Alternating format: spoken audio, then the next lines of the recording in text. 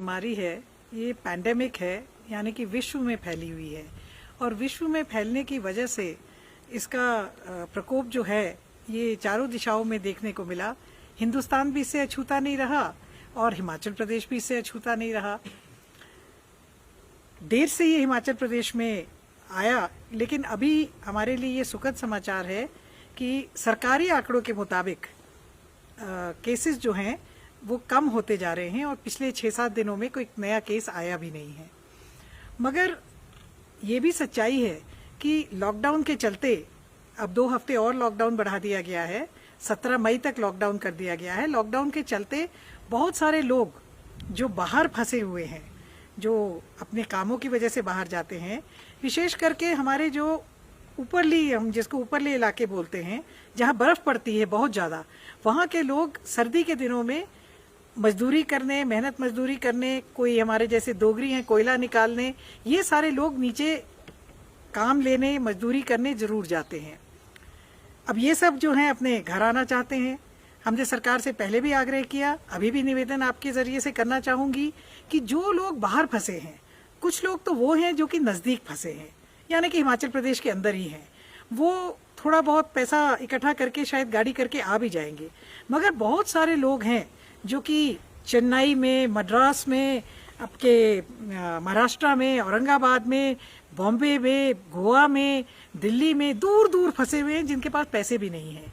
तो सरकार ऐसी व्यवस्था जरूर करे कि इन सब के बारे में पता लेकर के कि कहाँ कहाँ कितने लोग हमारे हैं, व्यवस्था की जाए उनको वापस लाने की। ट्रेन चल नहीं रही हैं, दूर से आने के लिए मैक्सिमम जो लोग हैं वो ट्रेन ही प्रिफर करते हैं।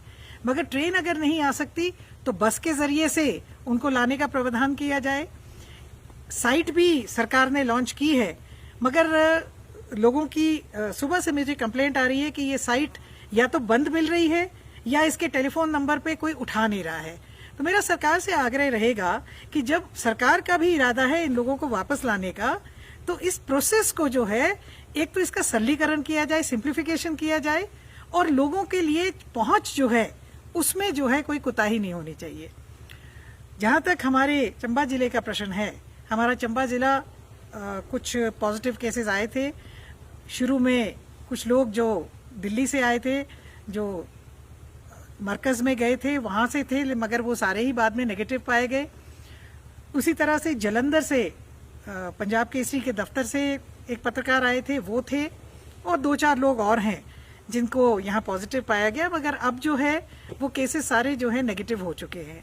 तो चंबा जिला में आज की तारीख में ऐसी कोई दिक्कत नहीं है, मगर अभी सैकड़ों की संख्या में बाहर से लोग वापस लौट रहे हैं जिनकी कोई टेस्टिंग नहीं हो रही है। मैं पहले भी कहा और मैं अभी भी कहना चाहूंगी कि इस सारी बीमारी की जो असली हम कह सकते हैं कि इसको अगर हमने जड़ से खत्म करना है तो इसके असली जो चीज है वो टेस्टिंग है।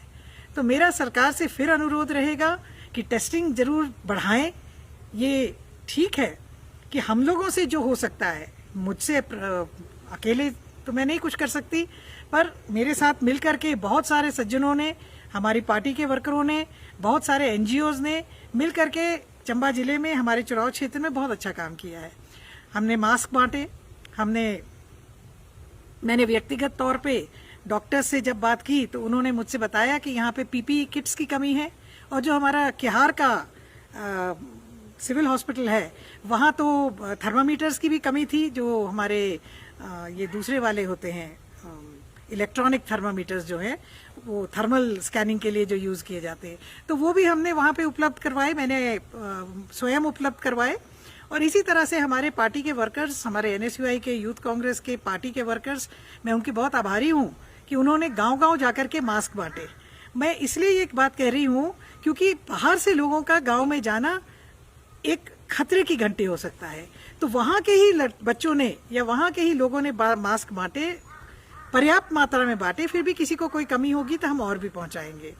मेरा सरकार से निवेदन रहेगा कि अभी हमारी मक्की की बिजाई का सीजन है, हमारे जो एग्रीकल्चर और हॉर्टिकल्चर से बेस्ड एक्टिविटीज हैं उसकी तरफ हमारे सरकार की ज्यादा जो है ध्यान होना चाहिए। सेब का सीजन है, एप्पल ग्रोअर्स को अगर प्रॉब्लम आएगी तो पर कैपिटा इनकम जो है हिमाचल के लोगों की गिर जाएगी। जो लोग मजदूरी मेहनत करते थे, आज वो उनको काम नहीं है, काम मिलेगा भी नहीं क्योंकि काम है ही नहीं। तो उनके बारे में भी कुछ सोचना पड़ेगा कि किस तरह से उनकी भरपाई की जाए। पिछले वर्ष अपने आप को बीपीएल मुक्त प्रदेश बनाने के चक्कर में प्रदेश सरकार ने बहुत सारे लोगों को बीपीएल की सूची से बाहर कर दिया। उसका आज अंजाम ये निकला कि जो बीपीएल की सूची से बाहर हैं उनको पर्याप्त राशन नहीं मिल रहा है। और वो बीपीएल की सूची से बाहर इसलिए हुए थे क्योंकि वो लोग या तो मजदूरी करते थे या छोटा मोटा कारोबार करते थे। अब आज कारोबार भी बंद है, मजदूरी भी बंद है।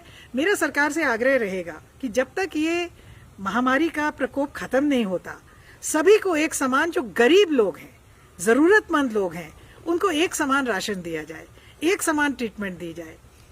हमारा तो ये भी अनुरोध रहेगा कि जो कृषक वर्ग के लोग हैं, फार्मर्स हैं, उन्होंने जो लोन ले रखे हैं उनको वेव ऑफ करे सरकार। हमने एक अंदाजा लगाया है कि अगर पूरे हिंदुस्तान के जो हमारे कृषक भाई हैं, जो हमारे किसान भाई हैं, उनका अगर हम लोन गिनती करें तो लगभग 65,000 करोड़ बनता है।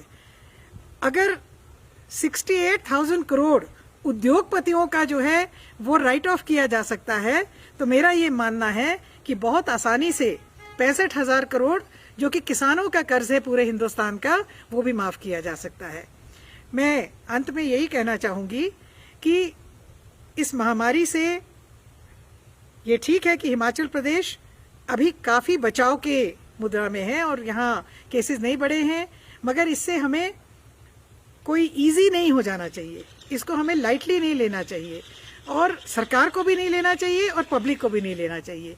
जो सरकार द्वारा जारी दिशा निर्देश हैं, सोशल डिस्टेंसिंग के, हाथ धोने के, पब्लिक प्लेसेस में मास्क पहनने के, गैदरिंग्स ना करने के, ये सारी नियम जो हैं इनका जरूर पालन करें। जरूरत ना हो, जरूरी ना हो, बहुत ही जरूरी ना हो तो घर से बाहर ना जाए। जो लोग दूसरे प्रदेशों से यहाँ आए हैं या घर के बाहर से यहाँ आए हैं अपने अपने घरों में, वो होम क्वारंटाइन का पूरा पालन करें।